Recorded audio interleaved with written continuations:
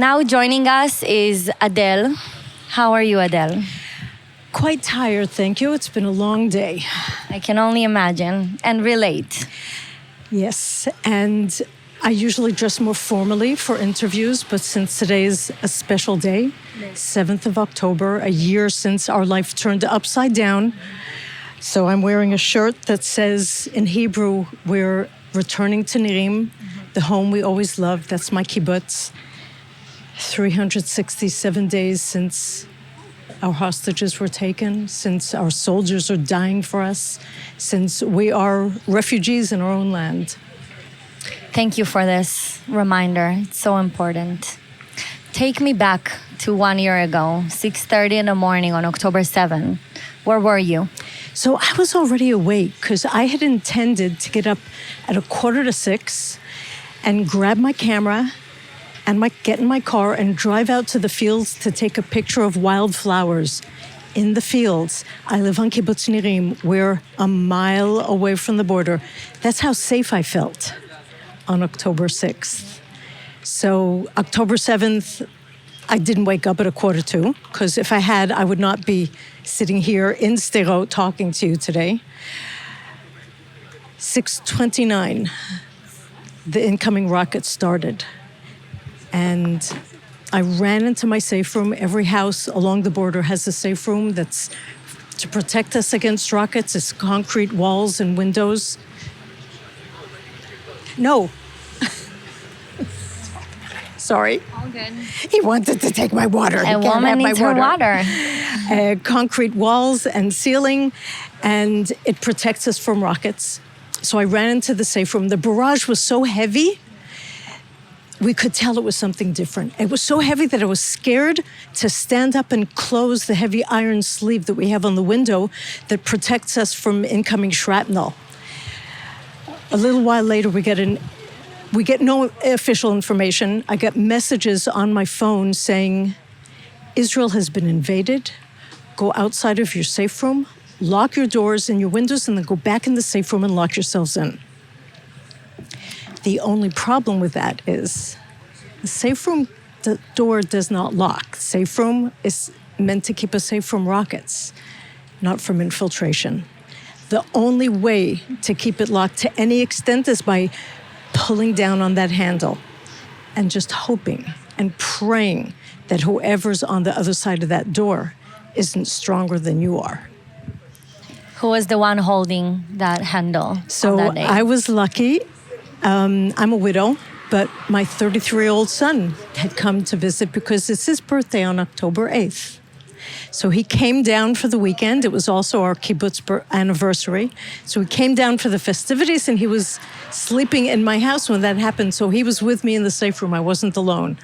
How serene and happy our lives were before October 7. You're mentioning the celebration of the kibbutz and mentioning and celebrating each other's birthdays on October 8th.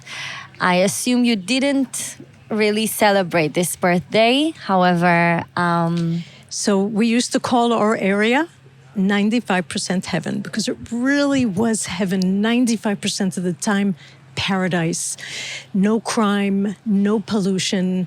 You could let your kids play out, not like here on the street. They would just go out on the lawn, and it was 95% heaven until October 7th, and it flipped to 100% hell. what does the conversation between you and your son look like during this time in the shelter while he's holding the handle? So I'm trying to keep track of what's going on within my kibbutz, within my community. We have an internal messaging system, and I'm seeing messages coming from the western side of the kibbutz saying, we hear gunfire, we hear Arabic outside, they're entering our houses, they're burning our houses. And I didn't talk very much with my son. We were keeping quiet. We turned off the air conditioner so that the motor wouldn't betray the fact that we were in the safe room, and we were just sitting there quietly. I did do a few interviews, whispering into the phone. A few of the radio stations and media called me. Wow. But I knew at one point, we started hearing shooting outside our house, and we started hearing Arabic outside our house. And my son understands a little bit Arabic, and he heard somebody calling somebody away. And we heard noises. We didn't know what they were, but I looked at him, and he looked at me, and we told each other that we loved each other and basically said goodbye. About an hour later, when I opened the door to my safe room, because I had to go to the bathroom, safe rooms don't have bathrooms in them, I saw that the slats on the window opposite the safe room had been broken. In other words, the terrorists were at my door. They couldn't open the door. They started breaking through the window and were called away. Around the same time, unbeknownst to me, the terrorists were entering my son-in-law's house. My son-in-law and daughter are separated. I knew that he was with my 3 young grandchildren, Zivraz and Yuval, aged 2, 6, and 8. Also in the kibbutz. Also on my kibbutz, not far from me. And he heard them entering his house and screaming and shouting and laughing and shouting Allah Akbar. And he told the girls, hide yourselves under the blanket. Don't make a sound. Don't come out no matter what. You're going to hear a loud noise, but don't come out from under the blanket. I'm here. He waited until he saw the handle of the safe room starting to move. He kicked open the door and shot the terrorist right in front of the safe room door. Wow. He ran out, started to go after another 2 that were in his house, but realized that there were many highly armed terrorists just outside and that he didn't stand a chance. And who would protect the children? So he cut his losses, went back into the safe room, got down on one knee, raised his weapon, and waited. The next person going through that door was going to get a bullet. Are they safe? They are. They're safe. They're traumatized. We're looking into getting an emotional support dog for them.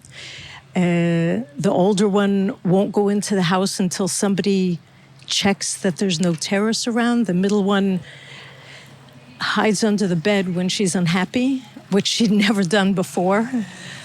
The little one, it seems to have, she was only 2. She seems pretty much okay, but my daughter has a hard time falling asleep at night. I can only imagine, and I'm sorry that this is what they're experiencing. But as we said before, right now this is the sad and surreal reality in Israel. One of the known names of this war is Asaf Hamami, who personally was my commander in the army. No. Yes, and we all here, first of all, we all know that Asaf Hamami was the first to declare war on October 7 because he was the first to really understand what was going on the ground. And they say that he fell fighting for Nirim. Totally. How does it feel for you being a Nirim member who was saved by Asaf Hamami? So we didn't know anything about that. We didn't know that there were soldiers in the community until weeks later. They tried to keep it a secret, especially his name. But he understood that something was going on. He put his son with a soldier in the safe room in his base, went out with Kirill and Tomer, came by Nirim, saw that there were already terrorists in Nirim, and they were the first ones actually to engage with the terrorists. They killed a few of their leaders, but then they themselves were killed horribly.